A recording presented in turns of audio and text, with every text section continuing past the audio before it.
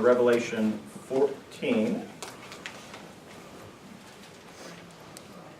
We're kind of in the middle of the tribulation period. There are three major judgments, the scroll and the trumpet and the bowls.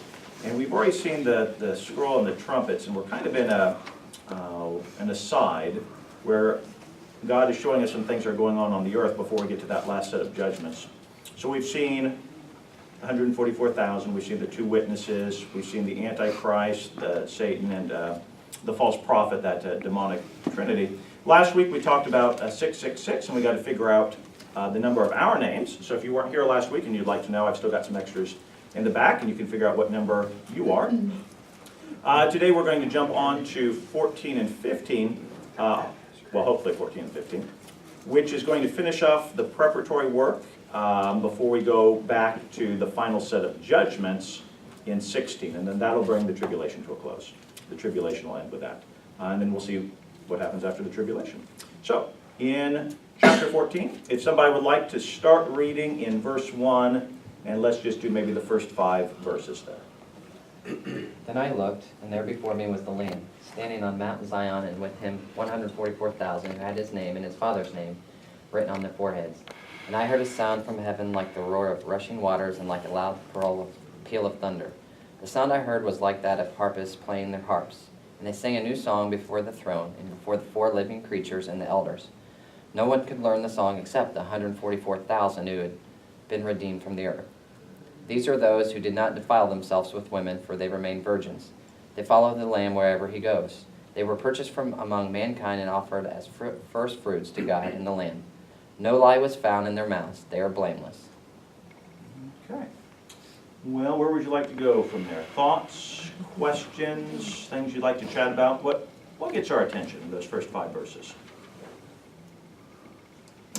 Is this the 744,000 as is mentioned earlier in Revelation? I would say so, yes. And that's interesting to me because, of course, there's going to be a lot of people dying during this. We've talked about the tribulation saints and people being slaughtered for their faith during this time period. These 144,000, remember, these are the 12,000 from each of the 12 tribes of the Jews, are special. God does not permit these to die, but the others will be. And the reason we know that is because there's still 144,000 of them. It didn't say 143,000 or 142,000. All 144,000 are pictured here. They also have their the name of God on their foreheads. And I forgot to tie that in last week. We had said that Satan imitates God. All right, so as God demands worship, Satan wants to be worshipped. As God exists in Trinity, Satan wants to have his own little demonic trinity with the false prophet and the beast, the Antichrist. And it was God who first sealed these 144,000, and I would suggest that's probably what the mark of the beast is a counterfeit of that. Just as these Jews will have God's name, his symbol on their foreheads, Satan tries to imitate that with the mark of his beast. So it's just interesting to me to see. It's like almost like the devil's a little child, almost trying to imitate his father. So this 144,000 has not been, if we're going with the premillennial approach, this 144,000 has not, they may not even be living yet. Correct. Yep. And they're all dudes? And they're what? They're all men. dudes? Men? That's a good question. I don't know, did it specify? Verse 4. Defiled with women. Oh, yeah, well, it did, I guess. Right there, yeah. So here's what I'm getting at. That's a lot of guys that have no lies and not defiled themselves with women. They kept themselves pure. That's amazing to me. Given our current culture, it could be saying that, I mean, it could be women are not defiling themselves with women. It does not specify that it's only men. Given the context, Well, that's true. Given That's the context that is written in, Actually, it probably does. it probably does. Yeah. Okay. I'll double check, but I would imagine when it says ones, I imagine in the Greek that's probably masculine. I will check and see. What is that? Revelation That's fascinating. 14:4. Now, if you're the amillennial approach, which PCC is, Who are the 144,000? That is a good question, and it is masculine. Okay, great. So we know they are men, according to this. So backing up a minute, premillennial and amillennial are just titles. The main thrust of understanding Revelation is how you interpret it. And so I don't put much stock in the pre, post, or amillennial, but what is important to me is the way we interpret it. And I use what's called a normal interpretation, which means everything in the book of Revelation, or outside the book of Revelation, is real. Real people, real events, real points in history. Whether you interpret it literally or symbolically, you're still using a normal interpretation. So when we read through here, we could say, well, these 144,000, we could talk about it, literal or symbolic. The difference between that and the allegorical is allegory does not require these to be real. So what a lot of the amillennialists would say is that nothing that we've been reading in the book of Revelation during the tribulation period, so from about chapters 4 through now, none of this is going to happen. There is no tribulation period. There are no 144,000, there are no two witnesses, there are no Antichrist. What they would say is that these little details, while they're not real in themselves, if you line them all up, all these details, they funnel upwards to this big picture. And that big picture is that the church suffers. That we go through, collectively, us as a church, that we have persecutions during this age, that we suffer and need to rely on God. And that the individual details themselves are not real. Their only purpose is to funnel up to this big idea that the church is going to suffer. So they wouldn't have an answer for that because it doesn't mean anything. Okay. So Dan, I'm not understanding, and this is just me not being on par with it, I guess, but these 144,000 haven't suffered any of the boils, the sores, the death, anything during this tribulation period, and they've got a seal on their forehead. Well, Satan's seal is obviously going to look different. I mean, how is the world not looking at this 144,000 and saying, this is where we should be, not over here getting all this punishment? that's a good question. I think it goes back to the hardness of the human heart. It's hard for us as Christians, I think, to picture that, but we're going to see when the bowl judgments start pouring out, God is going to, through John, who wrote it, is going to specifically point out over and over again that even though these things are happening and they have a chance to repent, they don't do so, that they will continue worshiping the devil during this time period. They'll continue doing that in spite of all of the things that happen. But there is still opportunity to repent during this time. Up to this point, some people would suggest, well, we'll get to that when it happens. I would say yes. I would say yes. Could it be the 144,000, they were all like up in mountains or something, so the rest of the world wouldn't really see them? Like secluded from what's going on? Well, it does say they were, Standing on Mount Zion. But didn't like all the believers like scatter no, previously? back in 12, the woman fled into the desert Yeah. to a place prepared for her by God where she might be taken care of for 1,260 days. So yeah, they may be out of sight, out of mind. The woman representing Israel. Israel, and this 144,000 also be those people, so it sounds like they're kind of safe, yeah.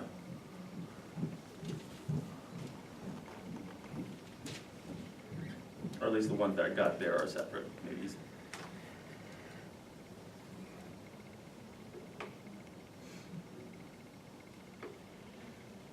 It says they sang a new song, or are we thinking that as a song?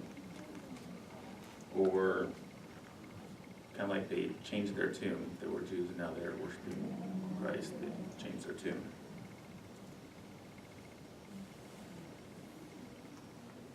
I would suggest that is a literal song, because they're going to actually say later on what that song is. Okay. Oh, yeah, there you go. Chapter 15.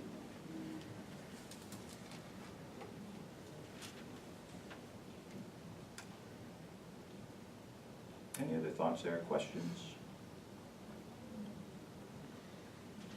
Why were they purchased? Are you in verse? End of verse 4. They were purchased from among mankind and offered as first fruits to God in the land. And who did the purchasing? That'd be, what translation are you reading? I have to ask when you. NIV. The new. You know, okay, I'm The new. I'm just checking. Sorry, Checking. yeah. Message. Oh. You got it, well. Mine says redeemed, and I haven't looked it up to see what it is in Greek, but I would just suggest that purchased or redeemed, they're referring back to the blood of Christ. Okay.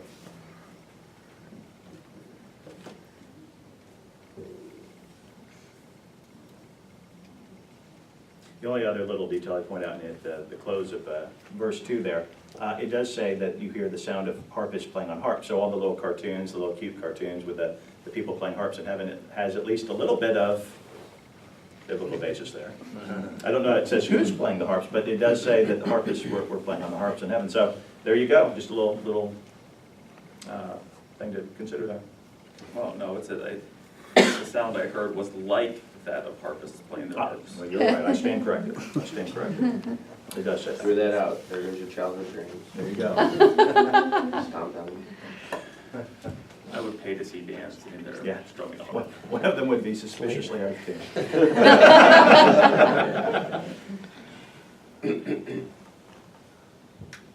So it calls them first fruits, but obviously they weren't the first people, they weren't there at the time of Christ. So is it just because they're the best, because they're blameless and? What does first fruits mean? What's that a reference to?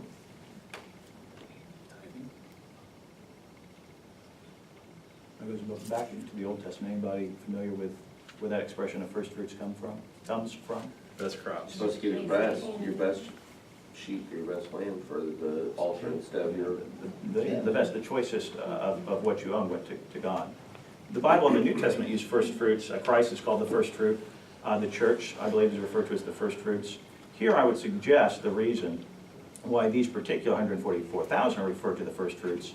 We know it can't refer to the first fruits in general because the church predates them.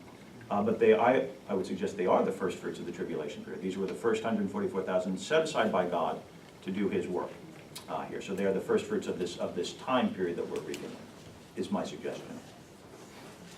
And that would make sense because they're set aside very early on. It was back in like chapter 8 or 9 or 7 even. Yeah.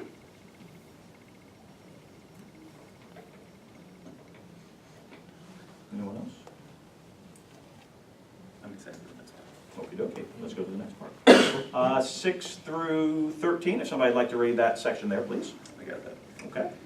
Then I saw another angel flying in midair, and he had eternal gospel to proclaim to those who live on the earth, to every nation, tribe, language, and people. He said in a loud voice, "Fear God and give him glory, because the hour of his judgment has come. Worship him who made the heavens, the earth, the sea, and the springs of water." A second angel followed and said, "Fallen, fallen is Babylon the Great, which made all the nations drink the maddening wine of her adulteries." A third angel followed them and said in a loud voice, "If anyone worships the beast and his image, and receives his mark on the forehead or on the hand, he too will drink the wine of God's fury, which has been poured full strength into the cup of his wrath. He will be tormented with burning sulfur in the presence of the holy angels and of the Lamb. And the smoke of the torment rises forever and ever. There's no rest day or night for those who worship the beast and his image, or for those who receive the mark of his name. This calls for patient endurance on the part of the saints who obey God's commandments and remain faithful to Jesus." Then I heard a voice from heaven say, "Write, blessed are the dead who die in the Lord from now on. Yes, says the Spirit, they will rest from their labor, for their deeds will follow them." So, the question I had is, it says angel is just a messenger.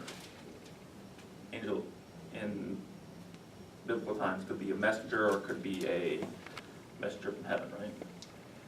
Could these actually just be members of the church proclaiming via TV or internet, "Fear God and give him glory"? Fallen is Babylon the Great? Or do we think these are actually angels? Kind of like there's three beasts, there's three angels warning people of what's coming. Thoughts?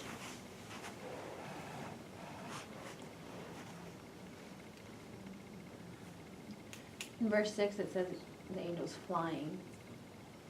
And the other ones, I don't think it says that they're flying. I did notice that. Then, again, Depends I'm on how wondering. you interpret. So, is flying like with wings, or is flying like, hey, I got a helicopter? Well, two things. One, the church isn't here. We're in heaven at this point, so it can't be the church. And second of all, nowhere in the Bible that I'm aware of, Old or New Testament, is the church ever referred to as angels.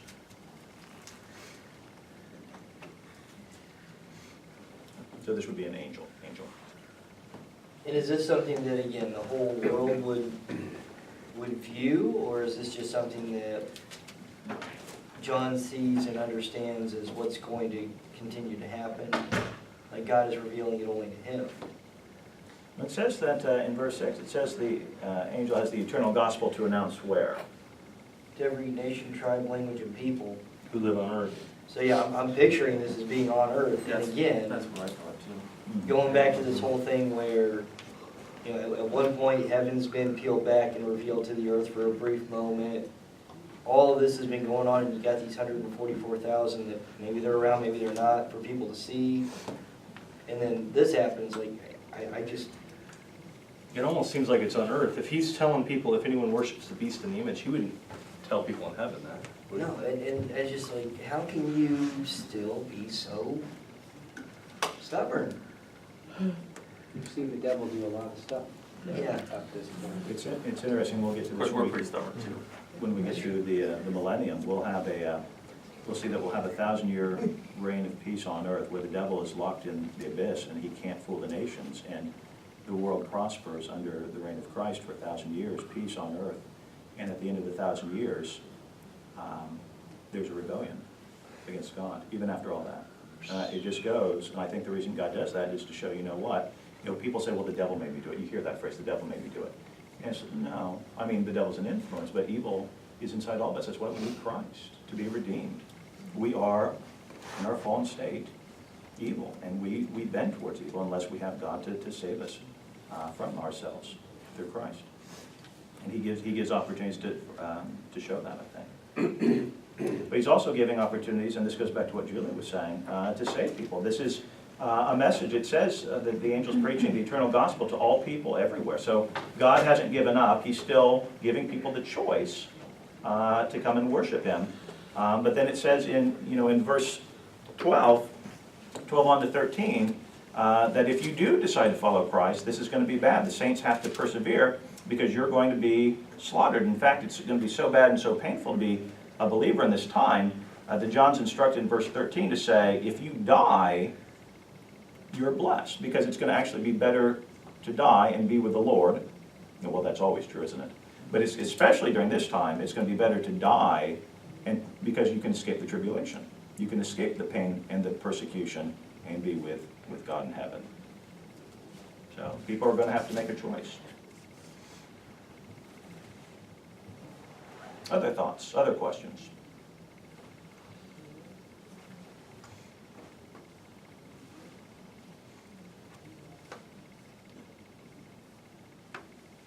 When, This did give me another verse for, sometimes I have Jehovah's Witnesses come and speak to me, and just to say, like, well, would God torment his children? And I can say, yes, let's look in Revelation. well, not only that, but as you read that, in the presence of the holy angels and of the Lamb, it doesn't sound like there's, we talked about this earlier with Lazarus. There's not this unobservable separation between those that are living in heaven and those that are suffering in hell. And I feel like here it's saying that maybe even we will be aware of the suffering that everyone else who did not believe in Christ is going to suffer.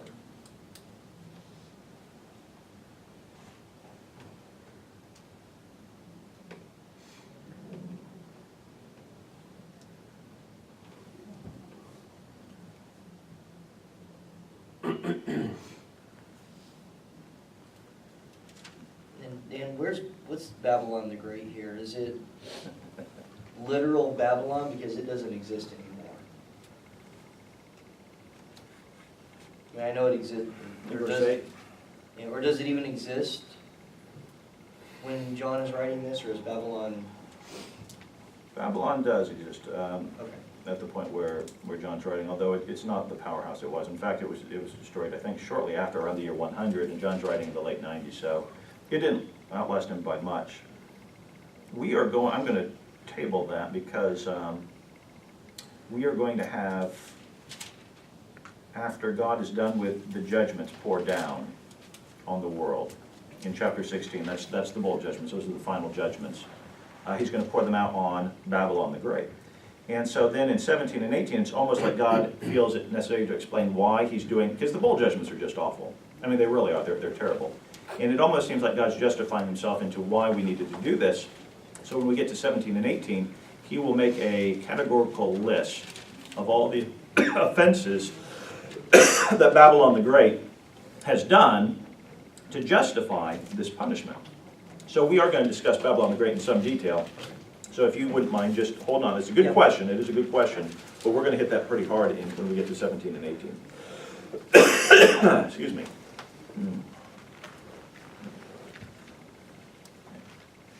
Any other questions or thoughts or comments on the first 13 verses there?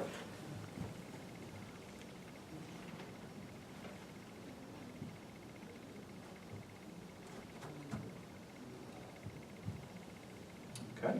Would anyone like to finish off the chapter, 14 on to the end? I looked, and there before me was a white cloud, and seated on the cloud was one like a son of man, with a crown of gold on his head and a sharp sickle in his hand. Then another angel came out of the temple and called in a loud voice to him who is sitting on the cloud, "Take your sickle and reap, because the time to reap has come, for the harvest of the earth is ripe." So he who was seated on the cloud swung his sickle over the earth, and the earth was harvested. Another angel came out of the temple in heaven and said, and he too had a sickle. Still another angel who had charge of the fire came from the altar and called in a loud voice to him who had the sharp sickle, "Take your sharp sickle and gather the clusters of grapes from the earth's vine, because its grapes are ripe." The angel swung his sickle on the earth, gathered its grapes, and threw them into the great winepress of God's wrath. They were trampled in the winepress outside the city, and blood flowed out of the press, rising as high as the horses' bridles, for a distance of 1,600 stadia.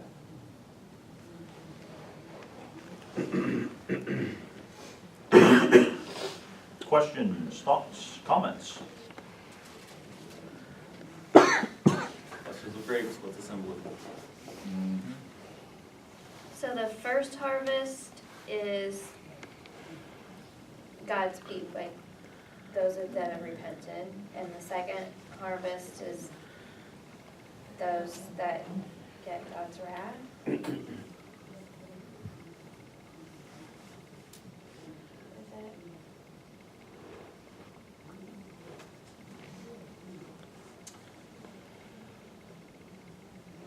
No one, well, let's see.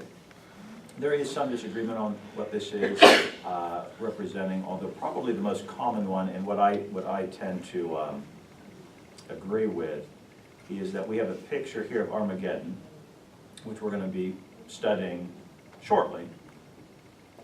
And at the Battle of Armageddon, after that's over, there is going to be a judgment. Jesus referred to it in his teachings, the goat and sheep judgments, the judgment of the nations, where some of the people are permitted to enter into the millennial kingdom, and some are destroyed and cast into hell. I would suggest that that's probably what's in view here, because it's tied into verses 19 and 20, when you're talking about the blood flowing up to the horses' bridles. That seems to me to be a picture of Armageddon. Could be wrong, but that level of destruction does seem to be a reference to Armageddon.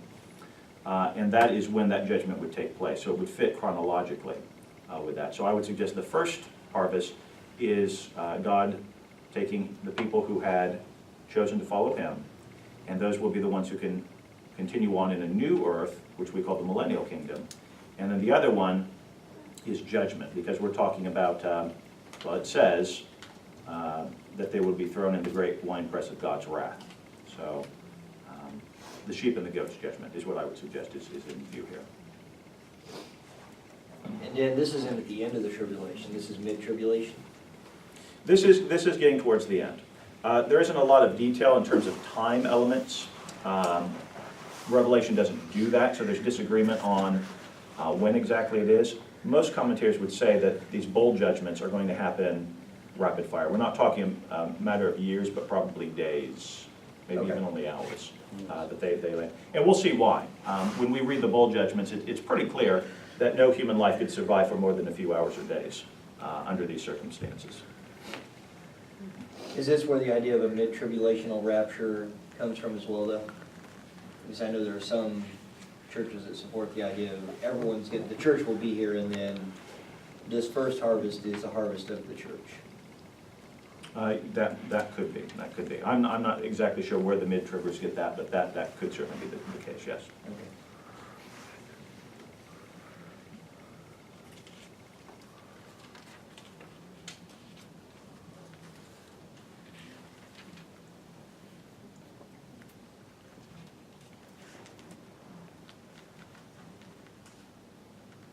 Any other questions or comments on that? Who's the angel that's in charge of the fire? Is the fire hell? Where are we at? 18. 18.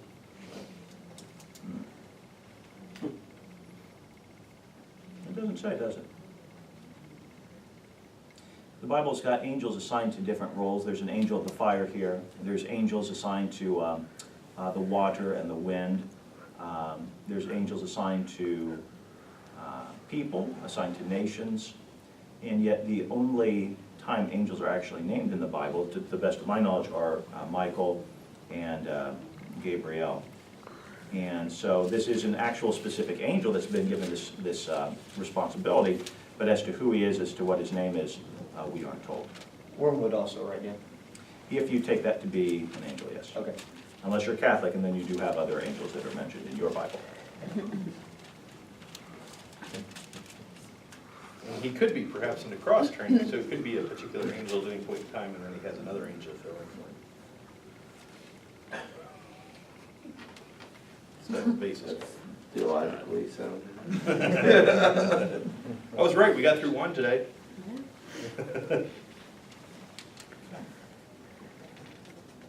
Well, unless there's any other questions, we will stop there. Then 15 is the shortest chapter in Revelation. It's only got 8 verses to it, and it's preparatory for the bowl judgments. So I would just ask that we read 15 and 16. It's going to be hard. It's going to be difficult because, again, it's just really bad. It's God's wrath. I mean, God's been saving it up for thousands of years, and he's done here. He literally pours it out on an unbelieving world. So do your best with that, if you would, for next week, 15 and 16. And once we can get past that, I think things are going to be a lot more pleasant to discuss. There's going to be a lot more cheer and hope as we move into the millennial kingdom and into heaven itself. Would anyone like to close us this week?